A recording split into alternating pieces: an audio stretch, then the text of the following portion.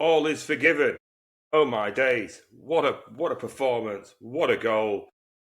Get the pen out, get him a new deal. Goodness me, where's this form come from? But more on him later.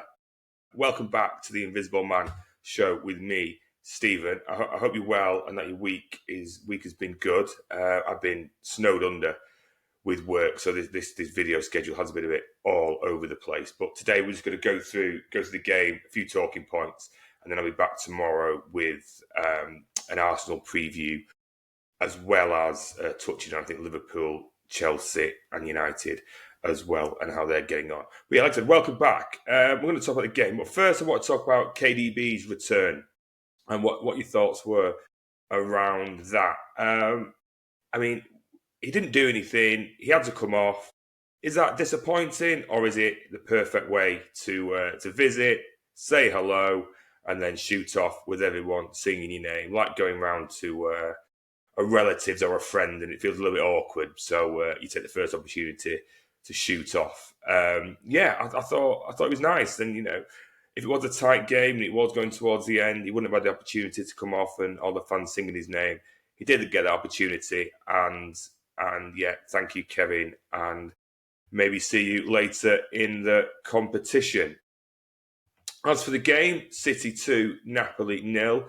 I said yesterday that I wanted Napoli 0. That was my priority. That was my priority for the game, Napoli 0. And thankfully, the boys came through with that. I thought it was a really good performance, even prior to the red card. You can talk about red card, Napoli go negative, all the rest of it. I thought before the red card, I thought we were fine. I thought we looked good. I thought we looked solid. And I think we would have probably won anyway, less some freak break. But no, I thought it was a good performance. I thought we did really well to build on what we had at United at the United game. Solid, creating chances. It's all starting to come together. We saw the front three link up again. We'll just go through a few players. I won't do ratings. I'll just touch on how I think they performed and what we can take from it going to the Arsenal game. So when the team come out, what did you think? I thought it's the same team as United. I didn't think it would be. I thought there'd be a couple of changes, but no real complaints. Less Rodri starting, but I was obviously proven wrong. The manager is obviously proven correct. So we'll touch on him when we come to Rodri. But Donnarumma, again, started in goal. Just the sort of boy you need, isn't he, for a game like Napoli at home. I thought he was very, very good. I like his distribution, I mean, people talking about before he came, he can't kick it, he can't do this, he can't do that. I thought his distribution is fine, as good as most goalkeepers. That's fine. But his long ball kicking up to Haaland, which really created opportunities for us and a chance for early link-up play, I thought was excellent. His save off the corner was, I heard some people say everyone should save it, but I think that's, I think it's a good save, particularly as he had next to nothing to do. One concern I've got off that particular corner is that he was getting very busy with Haaland and he was pushing him when the ball was in the air. Now, that might be a little thing, it might be a big thing. I don't like keepers putting hands on strikers, particularly when the ball's in flight. I think it can cost you, particularly against a team like Arsenal, who, that's their bag, isn't it? Set pieces. So, a slight concern, but nothing too much to worry about. An excellent signing, an excellent keeper, and just what we need in the Champions League. Kuznov started again. Started right back. And yeah, he was good, wasn't he? There was a point early midway through the first half when their left winger tried to take him on, beat him once, beat him again, but Kusa got up, won the ball, and they got a corner. And I sat there looking at that going, is that a problem for Sunday? Is that a vulnerability that someone might exploit? And then you think, well, maybe it is, maybe it isn't, because who else is there? He got up and made the challenge in the end. What's Lewis going to do in that situation? What's Nunes going to do in that situation? You put any winger against any of our fullbacks, and I'll have Kuznov all the time. I'm not interested in this John Stones right back talk, by the way. I'm not interested at all. Once upon a time, he might have been good there, but that was probably 3 injuries, 3 injuries 5 years ago, or 5 injuries in 3 years ago, whichever way you want to characterise it. It was a long time ago. So I don't want to see that. The stop-start pace of a fullback, sprint, stop, sprint, stop. I can't see Stones having the physical capability to do that anymore. So no, Kusanov all the way for me. Although when they were down to 10 men, it was a little bit, we lacked a little bit of creativity down the right hand side, but it was solid enough. He doesn't look like he can cross the ball, but neither could Kyle Walker, and he had a pretty good career, didn't he? So I'm not worried. I'm happy. Yes, Kusanov, you'll do for me. Ruben Diaz again, solid. He played one pass in the first half, which went miles away from the target and could have got us into some trouble. But outside of that, I thought he's good. And as other people have mentioned, his pace isn't getting exposed as much these days because one, Lewis isn't in field. Two, Nunez isn't around. So we've got a defender there who can sniff out the danger beforehand rather than panic stations and leaving Diaz exploited. Yeah, good. Same with Guardiola. I thought he was excellent yesterday. Again, didn't have that much to do defensively. He oozes class, doesn't it? He's too good to be a defender, if you know what I mean. I want him somewhere else. His defensive capabilities, his passing, his pace. Yeah, I think those three, and we'll come on to left back shortly. I think those three definitely have to start against Arsenal, and we'll take it from there. I think Grado coming back from injury, it might be a big ask again to play another one, but we've got Huddersfield during the week. He can sit that one out. Just get through the Arsenal game. O'Reilly, I've said before and I'll say it again. I love this guy. I thought he was very good yesterday. He's come from nowhere and now he's playing United and Champions League games. I mean, where's he going to end up playing? Maybe he makes his position his own. No one else is here, are they? So he might as well try and make the position his own as an attacking fullback. I thought he did really well on that. Again in the first half when he challenged that player, I can't remember who it was, and the ball went out for a corner, but someone stood on him. Obviously by mistake, but he stood on him. I was worried because I thought it was a twist, but it wasn't. Someone just stood on him and he got up and he carried on. So very well done to him. But is he the one for the Arsenal game? Is he or isn't he? I don't think so. I'd rather have Ake, but I don't want Spurs Ake. I want a fit Ake, and if we haven't got a fit Ake, then we might as well go with O'Reilly, hadn't we? I mean, there is no one else. It seems lunacy. I know ain't nobody's injured, so there would be someone, but even him, he hasn't set the world on fire defensively, has he? So make the position your own, Nico, and we'll take it from there because every test he's had so far, he's passed with flying colours, hasn't he? He came in the cup last year against Bournemouth. So was he set up 2 goals and then straight away scoring against Everton away? Every test he's had so far, he's passed. So is Arsenal away a step too far though? I don't know. We can have a chat about that on the Arsenal review. Next up, Rodri. I thought it was madness starting him. I said it yesterday, and I maintain it was madness. But we were winning. He came off with half an hour to go. So yeah, that's fine, and he's looking better and better. I think we talk about presence, don't we, with Donnarumma and the spine, Donnarumma, Diaz, Guardiola, Rodri, Haaland. He just looks $1 million in there, doesn't it? His long chip balls like this out to the wings, they were coming off. Someone read out his stats on another platform earlier today, and they're getting there to what they were in his best days. Now I appreciate Napoli only had 10 players, so maybe that had something to do with it. But he's got to play against Arsenal, hasn't he? And I don't see any reason why not. Can he last 90 against Arsenal?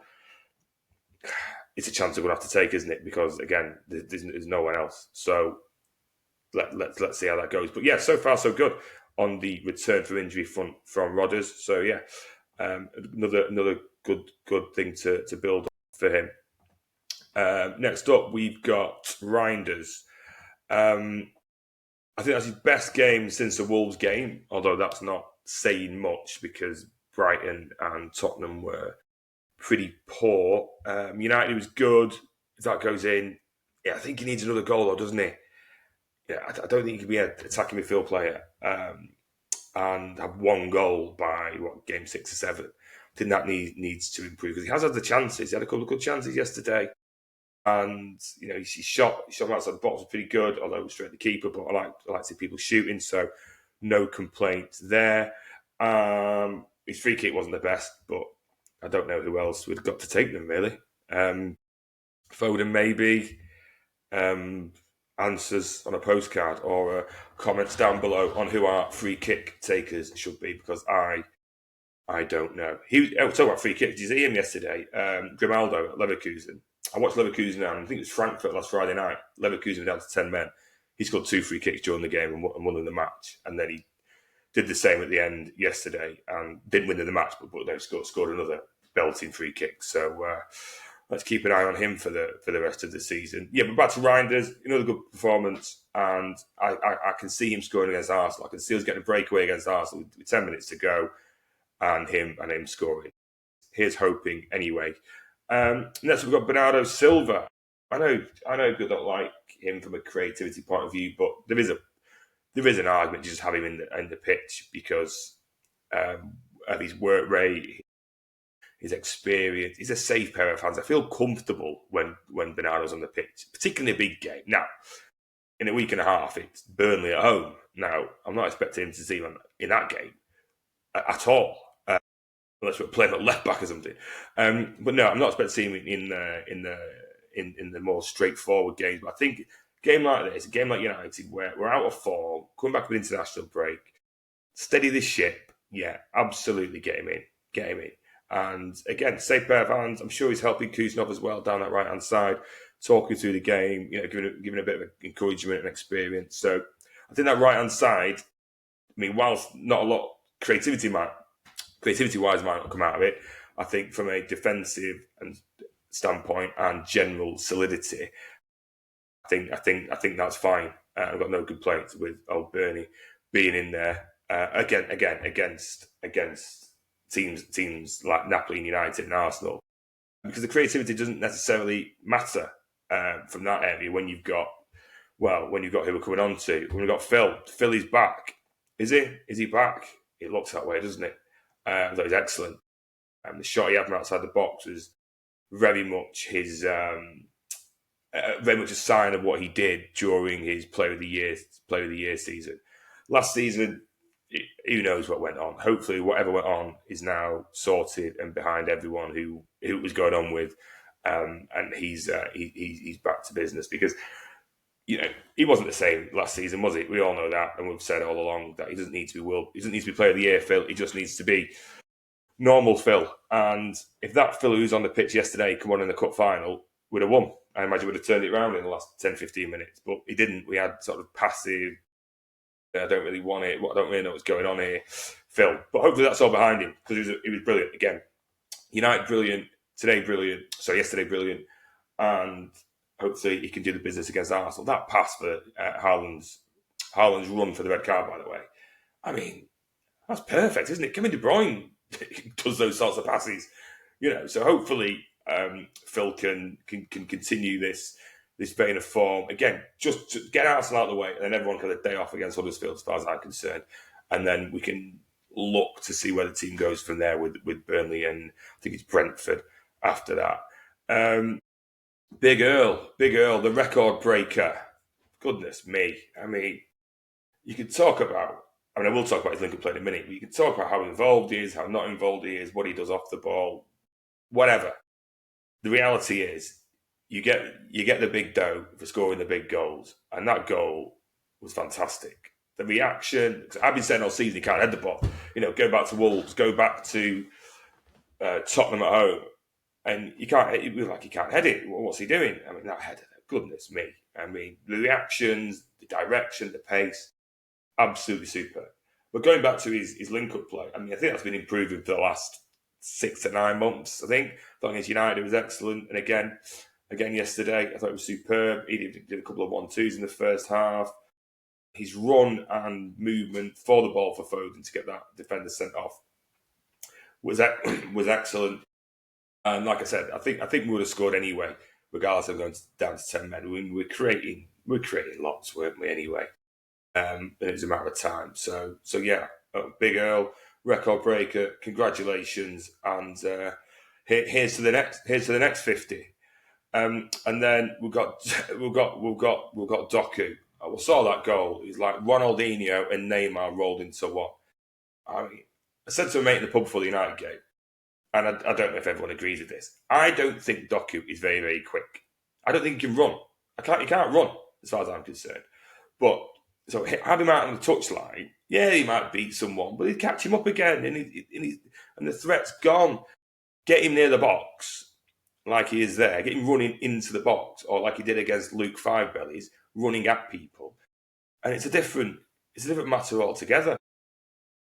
I mean, what do you do? How do you defend that in your own box? I don't know. I don't know what you do.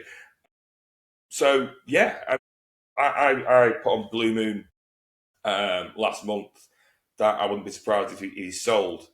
Now, given he hasn't been playing well for 2 years and now he's had two good games, I'm not necessarily saying here's a 5-year deal, Jezza, but you can't deny what's happening. He has played very well against United. Yeah, it's United, so who gives a shit? They're rubbish. Everyone plays well against them. Not everyone plays well in the Champions League against Napoli, though, do they? So that's a big tick in the Jezza box.